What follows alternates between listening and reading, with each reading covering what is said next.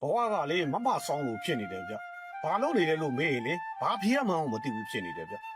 အားလားလို့မေးရင်မအားဘူးမအားဘူးအားရင်ဘာလုပ်နေလဲဆိုတော့လေဘာမှမလုပ်ဘူးဗျဒါဖြင့်ဘာမှမလုပ်ဘူးလားလို့မေးတော့လေလုပ်နေတယ်ဗျဒါဖြင့်ပတ်စံရှိလားလို့မေးရင်လည်းမရှိဘူးမရှိဘူးလားလို့မေးတော့လေရှိနေတယ်လို့ပဲတထေးလားလို့မေးတော့လေငါမွဲဗျငါမွဲလားဆိုတော့လေမဟုတ်ပြန်ဘူးဘလို့ရှိလားလို့မေးရင်လည်းမရှိဘူးဗျမရှိဘူးလားလို့မေးနေတော့လေရှိနေတယ်လို့ပဲဗျဒါဆိုရင်လည်းအလုံးလုံးပေါ်ဆိုတော့ဘာလို့ရမှမသိဘူးဖြစ်ဘာမှမလုပ်နဲ့ဆိုတော့လေလုံနေရတာပဲဗျဘာလုပ်တာလဲလို့မေးတော့လေဘာလုပ်နေမှန်းမသိဘူးဗျ